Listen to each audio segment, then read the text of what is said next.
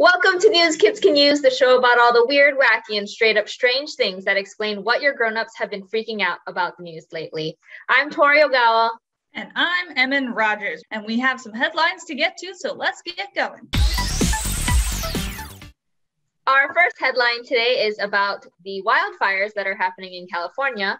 The firefighters have wrapped the giant sequoia trees in some protective aluminum blankets so that they can protect these huge and really old trees. Now, mild wildfires can often help these trees because it helps release the seeds and clears the area for these new sequoias. But this year, with these really intense wildfires, it could kill all these endangered trees, and that would be really tragic. Yes, those things have been around for way too long for us to ruin it for them now. It has already been a few weeks since the giant 60-foot tall statue of Robert E. Lee was removed from Richmond, Virginia. And now, a couple of miles away, it has been replaced by two 12-foot statues of some freed slaves and their baby. We think this is a fantastic replacement, and here is why. When you put up a statue of something, it's never about that one person. It always is about what they stood for, what they symbolize for people. And unfortunately, Robert E. Lee symbolizes the capture and enslavement of African peoples that went on for a really long time in this country. And those are things that we know now are just unjust and wrong. Probably should have known it a little sooner and changed it a little sooner, because you don't want to have a giant 60-foot symbol of something that's so brutal and horrible. And replacing it with something that's a symbol of hope and a symbol of people who have survived and come through a terrible experience is a way better idea. The United Nations General Assembly started session in mid-September. They talked about climate change, a lot of climate change, and a lot of other important issues.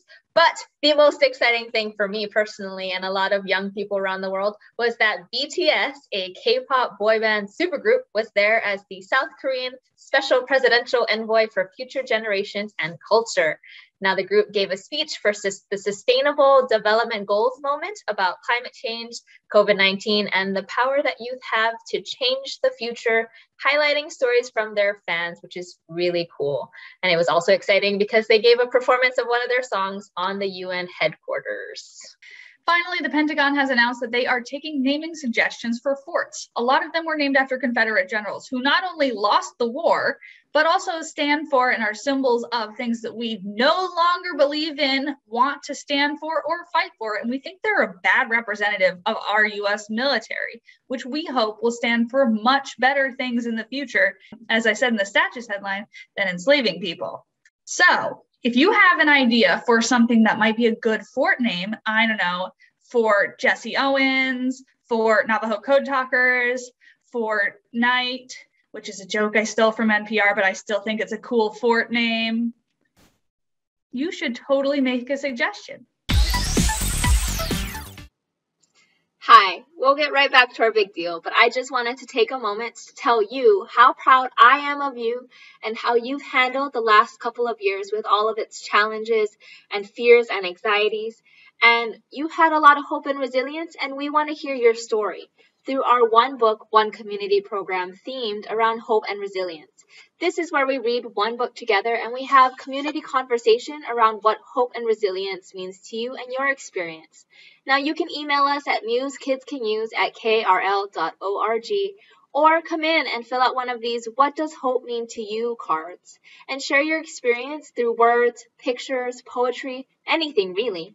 And for you kids out there, we have a Be Kind bingo activity, an activity kit that you can pick up at a library and just do these little actions that show kindness in your community to make your community a better place filled with hope and resilience.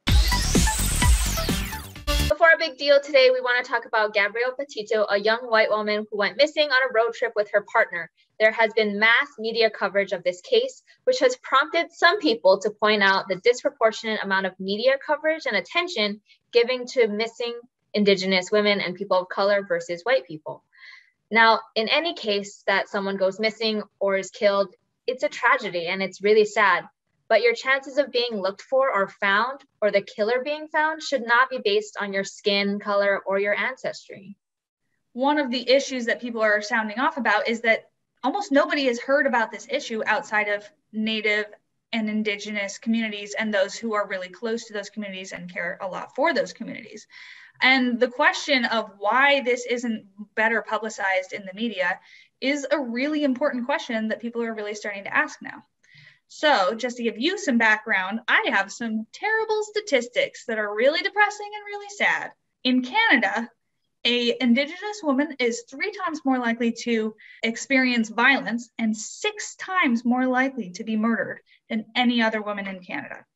In Wyoming, 3% of the population is Indigenous, but almost a quarter, 21% of homicides are of Indigenous people. That's a crazy difference. That doesn't make any sense at all, besides if you use the explanation of racism. And then finally, according to an NPR article, only about 30% of Indigenous victims get any media coverage for what happened to them and any help that means from the larger public in figuring out how to get justice or how to get rescued, whereas 51% of incidents with white people did. And that's a really big difference that isn't accounted for, again, by anything besides racism. So why isn't there more information in general? One of the reasons is that we haven't actually come up with rules for how to report this stuff. And when we can't report things, we don't know what the patterns are at all. We don't have any data to go on, so we don't know what is happening where, and if it's worse in certain places than in other places, and who is doing what to whom. This kind of goes back to our anti-Asian racism episode, where Congress was deciding to look more into the statistics of how these racist incidents happen, because that helps fight them. When you have more information, you have more power to keep these things from happening. So that brings us to what's happening now and what you can do about this. And the first step is really just breaking the silence. It doesn't help anyone if these issues only stay within the Indigenous community or the community of people of color, because nobody hears about it and it doesn't get out there. So we need to break the silence. We need to advocate for more media coverage, more police coverage, more investigations into where these people who go missing, these Indigenous women, where they go missing, or if they were killed, who their killer is. We need to find justice for all these people who go missing or are killed.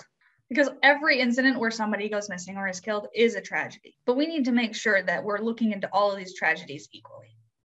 Another thing that's happening now is that in 2019, then Representative Deb Haaland, who is now Secretary of the Interior, introduced a bill to Congress called HR 2438, the Not Invisible Act, which is now in committee and is all about making sure that there's better coordination with local law enforcement about violent acts on Indian lands and against Native Americans. This is hopefully one of those things that once passed will help us collect more information and help us reduce violent crime and restrain those people who want to commit violent acts against Native Americans. That is all for today. Thanks for watching News Kids Can Use, the show about all the weird, wacky, and straight up strange stuff that has been making your grown-ups freak out about the news lately. We hope you enjoyed the show. We will be back in 2 weeks. I'm Emin Rogers.